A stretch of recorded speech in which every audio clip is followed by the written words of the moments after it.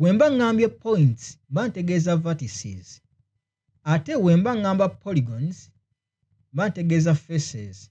Kubanga ebiseera ebimu ntera n'enkozesa ne ku software omulala. Mu software omulala faces tuzita polygons. Ekyo njagala obeere nga okitegeera kireme kubeera nga kikubuzaabuza.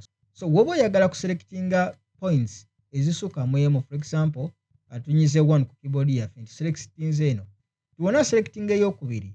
Then eno edge eri wakati oba kano kalayini akali wakati nako tugenda kukabalanga ke baselectinze. Era singa ngezaako okuactivatinga move tool olaba nti eno line nayo tugibalanga gye baselectinze. Era olaba nti osobola ogimuvinga nga bwe njagala.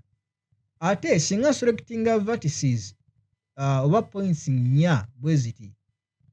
Then eno polygon oba eno faces nayo tugibalanga gye baselectinze bwe tuti. Olaba nti tusobola ogicustomizinga.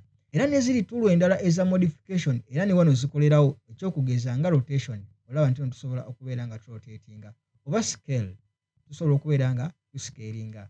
So ekyo twagala tubeere nga tukitegeera.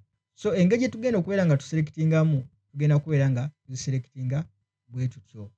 Osobola okunyiga shift n'obeera nga osobola okuselectinga points ezisukka mu zimu. Era ne mu polygons era bwe kikola nti singa ngenda wano mu polygons osobola okunyiga shift wano, then wenyiga shift olaba nti osobola okuactivatinga faces eziwerako. Then waliwo nekye bayita loop selection. Loop selection ngenda kufuna knife then ngenda kujja wano nsalemu mesh yange.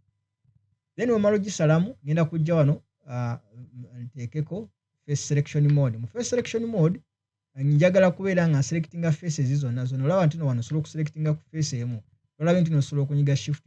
Naye ate butya nga toyagala kubeera nga weetooloola mesh yonna yonna. Oyagala maybe onyiga omulundi gumu oselectinga omulundi gumu. Ekyo mwana wo tukyangu nnyo. Osobola okunyiga out ku keyboard yo. Maybe n'osemereranga wano. Olaba onyiga out nti eno out w'onyiza wano. Eselectinze okwetooloola cube yaffe. Era bwe nzija side zaawo n'enyiga out olaba nti nejja kuselectinga nga yeetooloola. Era kikola ne ku points ate at the same time kikola ne ku edges. Singa nzija ku edges zino nenzinyigako maybe nenzija wano kweno line nenyiga out ku keyboard yange olaba nti eselectinze okwetooloola yonna.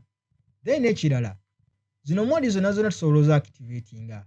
Olaba nti oluusi sometimes nkaluubirizibwa nti wemba njagala ku activatinga mode emu maybe nina okunyiga ku keyboard yange letter 1 oba 2 oba 3. Naye ate nsobola okujja bino byonna ne activatinga modes zonna nenziteekako.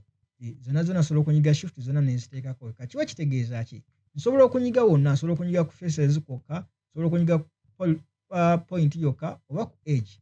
So ekyo nakyo njagala obeere nga nakyo osobola okubeera nga okitegeera.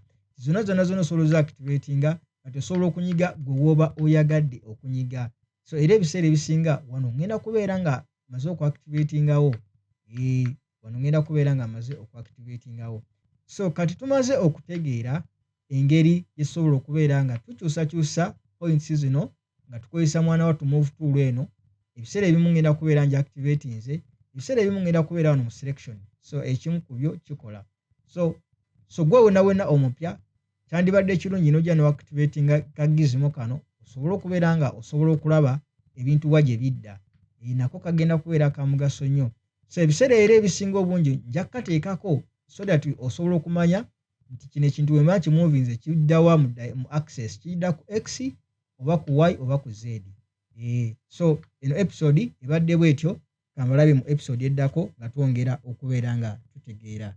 So gwe wonna wena eyakatweyungako badde nkusaba osubscribing, olikinge. Mwana wattu osobola n'okulekawo obubaka. Buno obubaka bw'olekaawo butuyamba okubeera nga tutereeza awo ewabeera wakyamye era nga twongera mu kukuweereza mu ngeri ekyasinze okubeera nga nnungi. Ngenda kulaba mu katundu akaddako.